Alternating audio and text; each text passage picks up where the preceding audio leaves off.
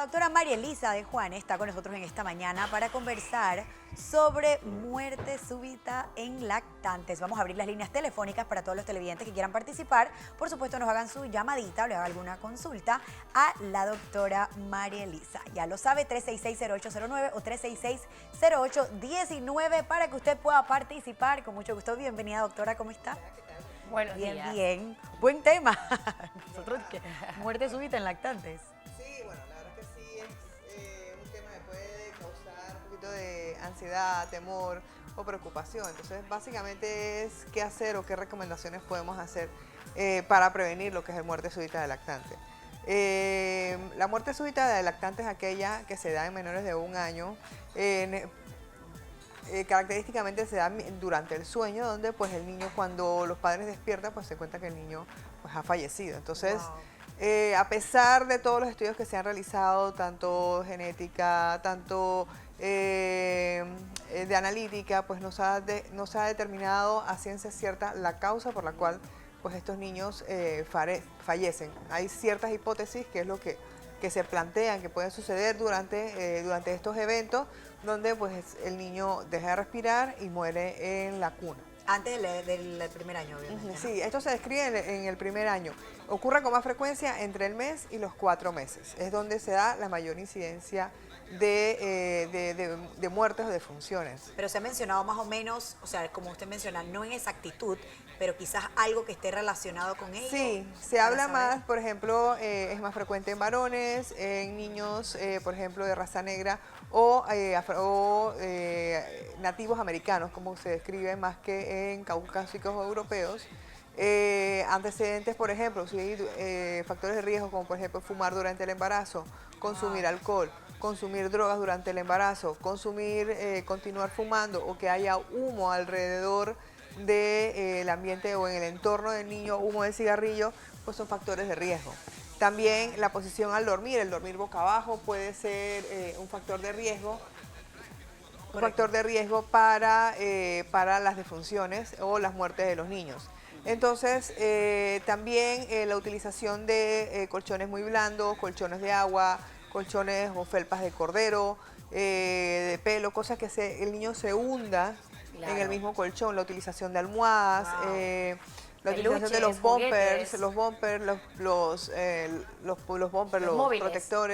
protectores, las almohaditas de se colocan a los posición, lados exacto. para Pues no se caiga. eso puede limitar el movimiento del niño o puede sofocarlo o asfixiarlo en el dado del caso. Entonces, también el colecho en ciertas circunstancias, también lo que el niño duerma, el niño muy pequeño, duerma junto a sus padres, y los bebés prematuros o muy bajo peso al nacer.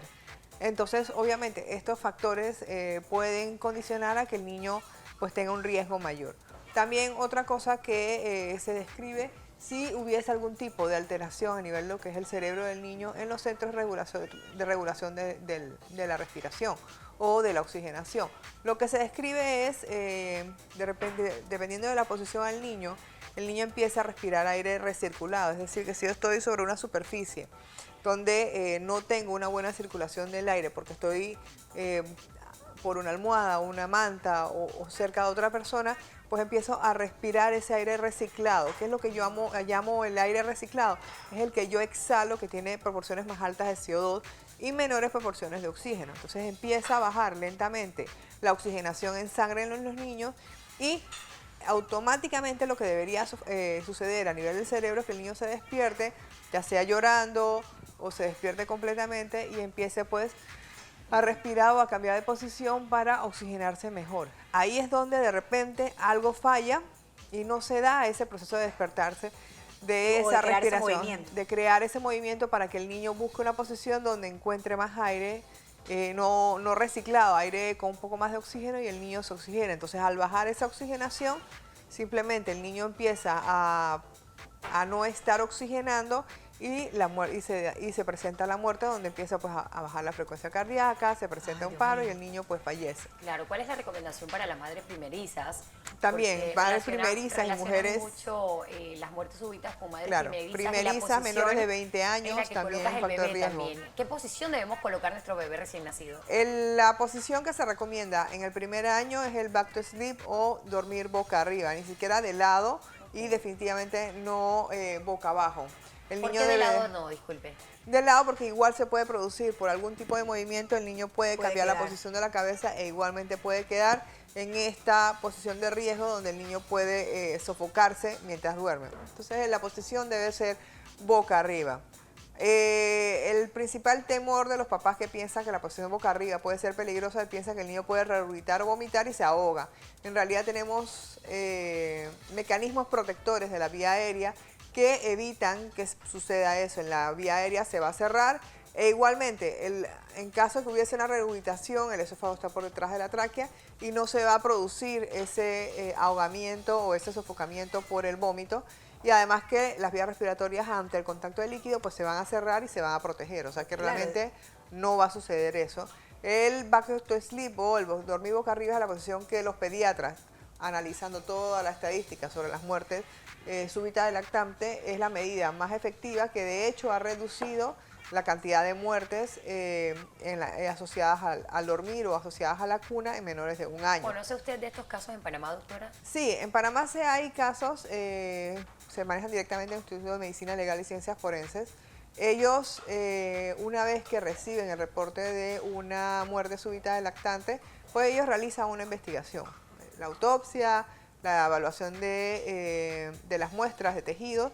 Y la verdad es que la mayoría encuentran una causa, infecciones, neumonías, algún antecedente de riesgo, ya sea prematuridad, sofocamiento con alguna manta, alguna sábana, alguno de los padres que lo haya sofocado. Entonces la mayoría se descartan la muerte súbita lactante pura o la que no hay un efecto inmediato por el cual, y más o menos, pues, por ejemplo, tengamos una idea, el año pasado cerraron con 5.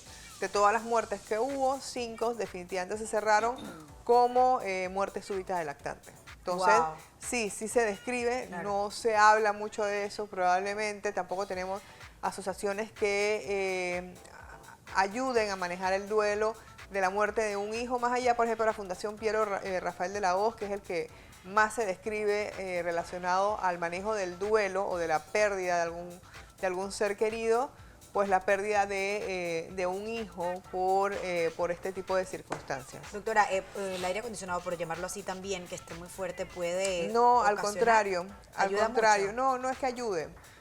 Más bien es también una práctica muy común. A veces abrigamos mucho a los niños.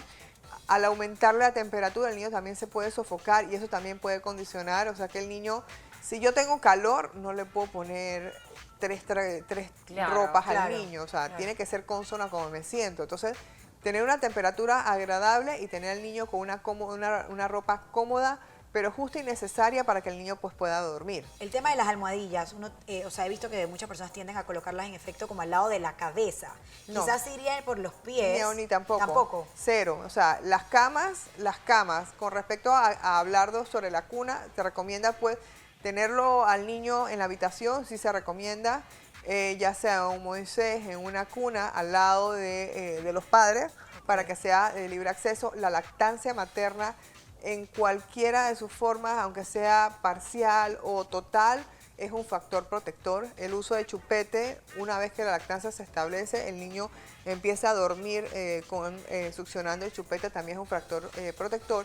Con respecto a las cunas, donde el niño duerme, debe ser un colchón duro, plano, completamente plano, una sola sábana, bien ajustada, que no se vaya a soltar, no necesita manta, ni sabanillas, ningún tipo de bumpers, completamente plano, sin ningún tipo de juguetes, peluches, almohadas alrededor, para evitar el riesgo. Se me dice planita, así como esta mesa. Ok.